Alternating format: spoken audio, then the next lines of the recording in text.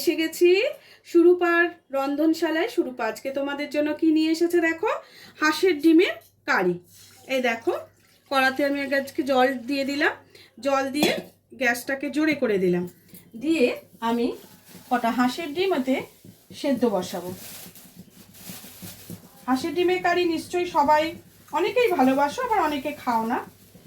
আমি কতগুলো হাঁসের ডিম এতে সেদ্ধ দিয়ে দিলাম।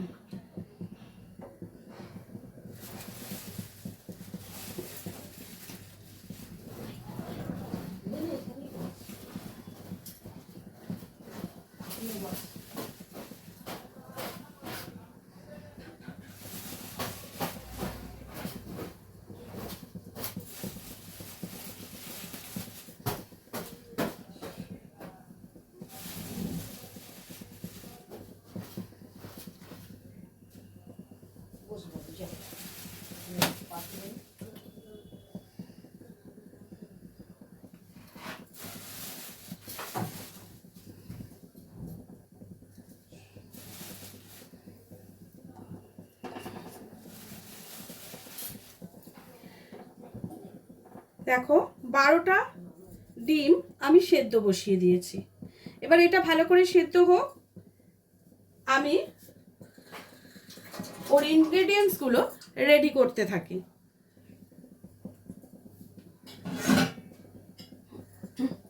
তার আগে একটা কথা বলি, এটাকে আমি একটু চাপা দিয়ে দিচ্ছি, তাহলে খুব তাড়াতাড়ি সেদ্ধ হয়ে যাবে। এটা হতে থাকুক। আর এতে যেগুলো লাগবে, আমার লাগবে আদা রসুন বাটা, পেঁয়াজটাকে খুব মিহি করে কুচোতে হবে, দরকার হলে একবার মিক্সিতে একবার ঘুরিয়ে নেব, নিলে ওটা একটু মানে একটু বাটাও হবে না পুরো, কিন্তু সেটা একটু ভাজতে আমার সুবিধা হবে এবং এই গ্রেভিটার জন্য সেটা খুব ভালো হবে। সেটা আমি তোমাদের দেখিয়ে দেব। আর যেটা লাগবে, গোটা গরম মশলা লাগবে, আর কিছু ড্রাই মশলা লাগবে, সেগুলো একে একে নিয়ে আসবো। টমেটো পেস্ট লাগবে, টমেটোটাকে ভালো করে বাটতে হবে। দুটো কি 3টে টমেটো এটা আমার লাগবে, যেহেতু 12টা ডিম আছে। 4টে পেঁয়াজ লাগবে।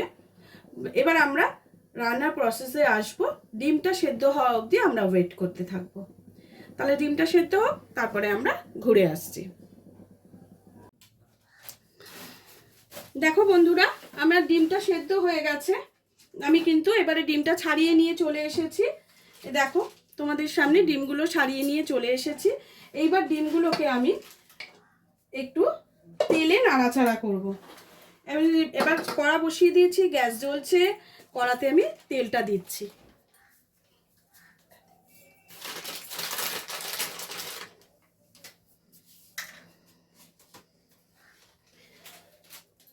কড়াতে আমি তেল দিয়ে দিলাম, এবং খুব যে কড়া করে আমি ডিমটা ভাজবো তা কিন্তু নয়। আমি এবার এর মধ্যে নুন আর একটু হলুদ দিয়ে দেব।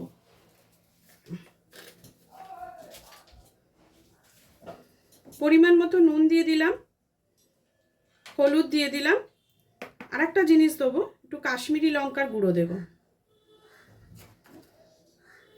আর একটু সামান্য একটু নুন আমি বাড়িয়ে দিলাম। তোমরা তোমাদের যতগুলো ডিম নেবে সেই মতোই তোমরা দেবে। এটা কিন্তু আঁচটা অল্প গরম হয়েছে, তেলটা আমি তার মধ্যে দিলাম কেন, বেশি গরম হলে না মশলাটা পুড়ে যাবে, এই জন্য আমি দিয়ে দিলাম। এবারে আমি ডিমগুলোকে আস্তে আস্তে দিয়ে দিচ্ছি। দেখো, তেলটা মোটামুটি হালকা করে নেড়ে নেওয়ার মতো করেই গরম হয়েছে। একটা ডিম আমার একটু মানে সেদ্ধ হয়েছে, কিন্তু ওপরে খোলাটা একটু উঠে গেছে, সরি, দিয়ে দিলাম।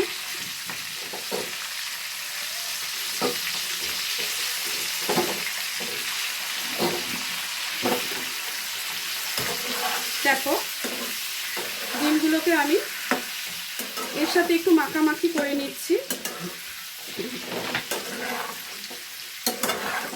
এগুলো একটু ভালো করে নাড়াচাড়া করে নিচ্ছি।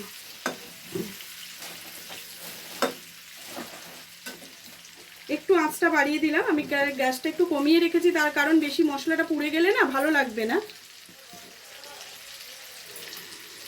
তোমাদের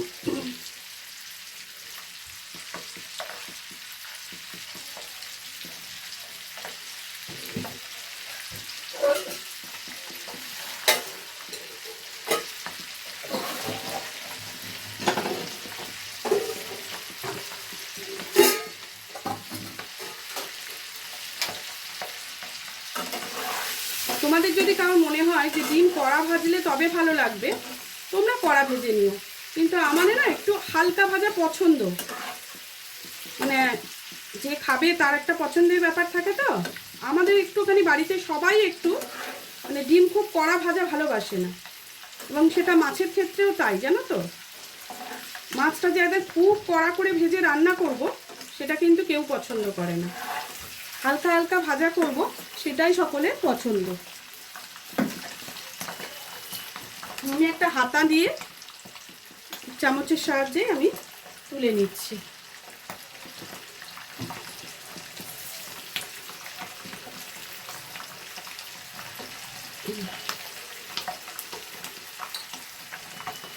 আমরা বাটিটা পাশে আমি রেখেছি, একটা কাঁচের বোল রেখেছি, তোমরা হয়তো দেখতেই পাচ্ছ।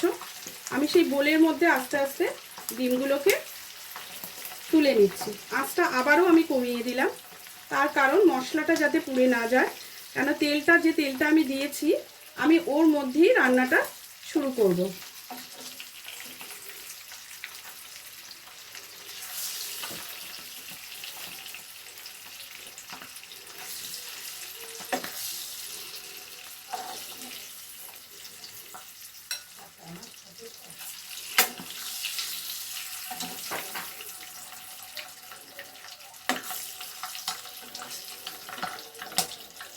দেখো এবারে সবকটা ডিম আমি তুলে নিয়েছি, আর একটু কাছে নিয়ে নিচ্ছি যাতে তোমাদের দেখতে আরো সুবিধে হয়। দেখতে পাচ্ছ তো?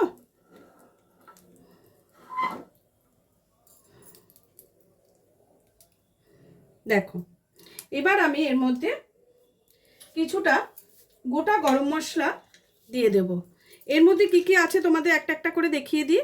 ডালচিনি, ছোট এলাচ নিয়েছি 4টে, আর একটু ডালচিনি আমার ভাঙা ভাঙা এখানে আছে, 5টা ছোট এলাচ। ডালচিনিগুলো আমি সবই দিয়ে দিলাম। 4টে লবঙ্গ আর একটা দিলাম স্টার অ্যানিস। এগুলো একে একে আমি এর মধ্যে দিয়ে দিলাম। এইবার আমি আঁচটা সামান্য একটু বাড়িয়ে দিলাম।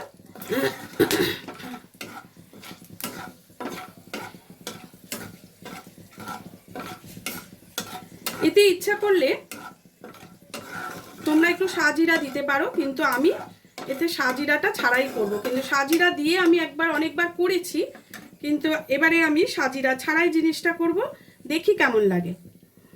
দেখো পেঁয়াজটা এটা হাফ বাটা, আমি কিন্তু পুরো বাটিনি, তার কারণ হচ্ছে তোমাদের আমি বললাম না যে একবার একটুখানি ঘুরিয়ে নেব, তাতেই এতখানি হয়েছে। এবার পেঁয়াজটা একটু রং ধরতে দাও, পেঁয়াজটা রং ধরা অবধি আমাদের অপেক্ষা করতে হবে।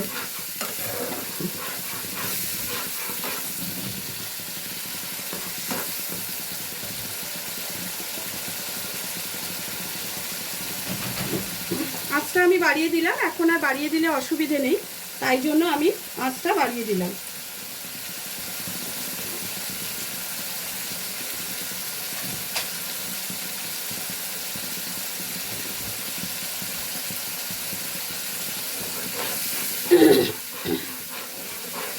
দেখো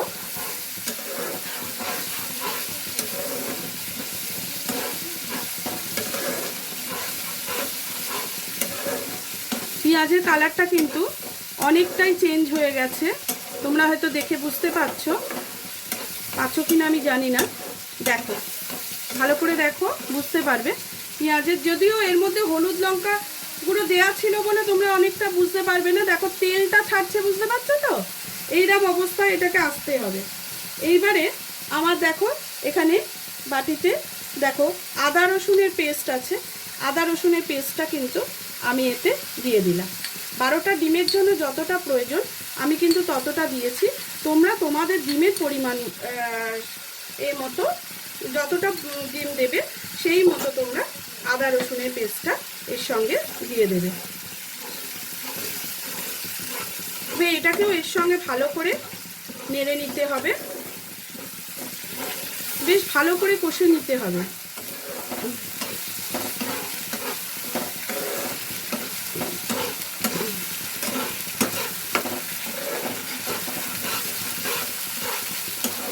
আদা রসুনের কাঁচা গন্ধটা এর থেকে চলে যেতে হবে।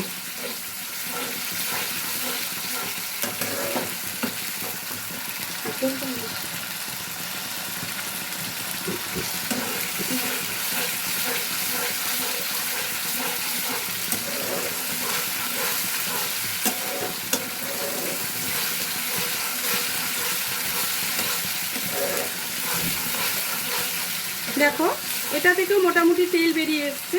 এবার আমি যেটা দেবো এর মধ্যে টমেটো বাটা, মানে 3টে টমেটো আমি পেস্ট করে নিয়েছি আমার নিজের জন্য। এবার তোমাদের যদি মনে হয় আরও দেবে, আরও বেশি ডিম করবে বা আরও কম লাগবে, সেটা তোমরা তোমাদের পরিমাণ মতো দিয়ে নেবে।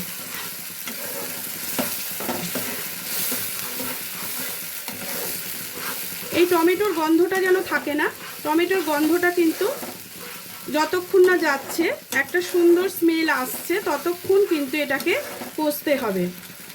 এবার এর মধ্যে আমরা কিছু শুকনো মানে ড্রাই মশলা যেগুলো সেগুলো দিয়ে দেব।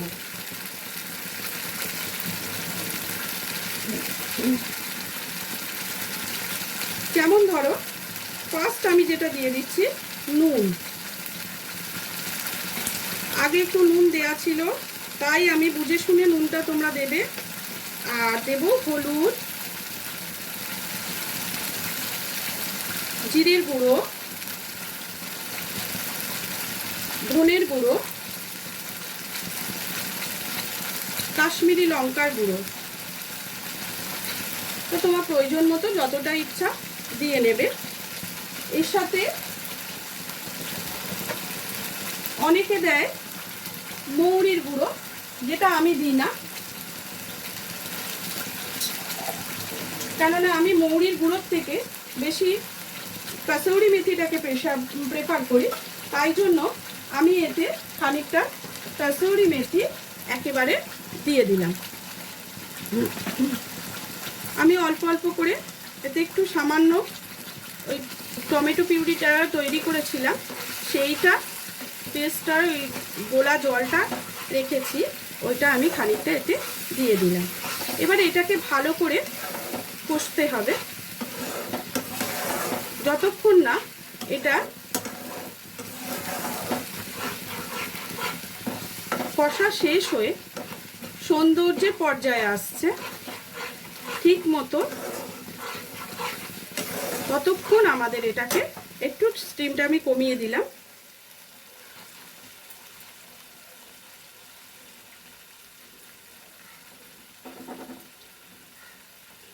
এটাকে কিন্তু কষে যেতে হবে। এতে একটু সামান্য চিনি দেব। টেস্টটা ব্যালেন্স করার জন্য কিন্তু চিনিটা অবশ্যই দরকার। তোমাদের যদি মনে না মানে ইচ্ছে না হয় না দিতে পারো, সামান্য একটু চিনি এতে পড়বে।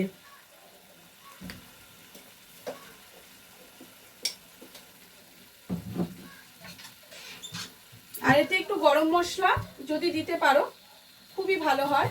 গরম মশলাটা কিন্তু এতে প্রয়োজন।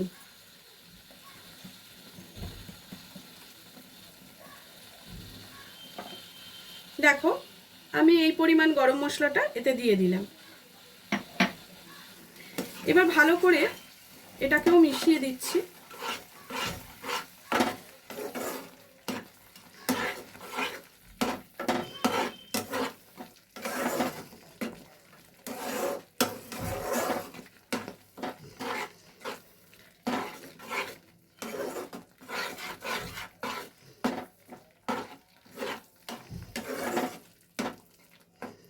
দেখো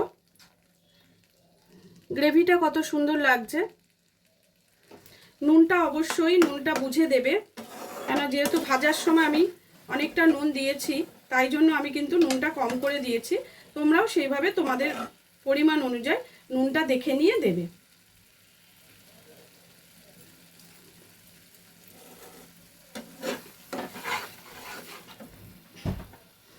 আবারও একটু টমেটোর জলটা আমি দিয়ে দিলাম, দিয়ে আরও কিছুক্ষণ কষবো। আঁচটা একেবারেই কমানো থাক।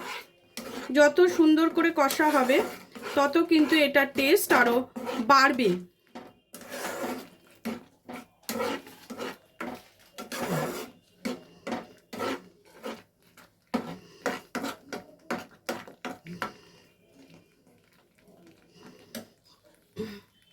এটা একটু ভালো করে হোক, তারপরে আমরা ঘুরে আসছি।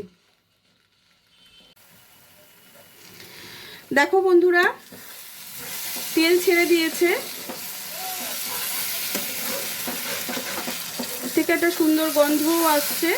এইবারে আমি এতে খানিকটা জল দিয়ে দেবো। ফার্স্ট এই টমেটো বাটার জলটা আমি দিয়ে দিলাম, তারপরে এতে প্লেন জল,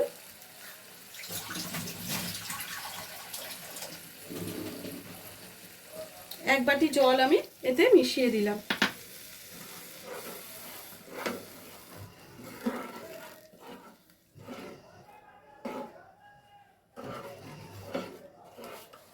এবার আস্তে আস্তে ডিমগুলো এতে দিতে থাকবো।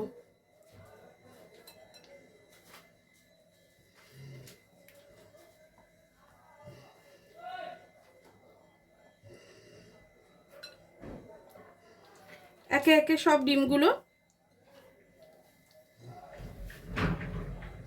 দিয়ে দিলাম। মশলার সাথে ডিমগুলোকে একটু মিশিয়ে দিচ্ছি।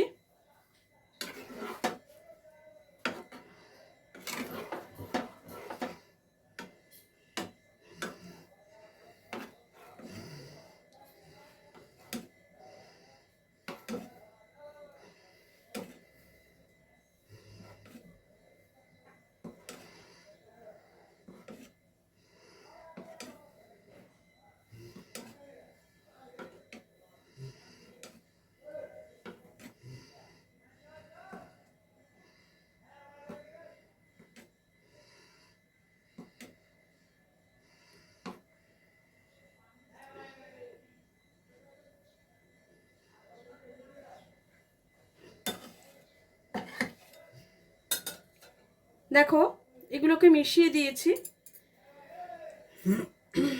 এবার খানিকটা ধনে পাতা আমি ওপর থেকে ছড়িয়ে দিচ্ছি।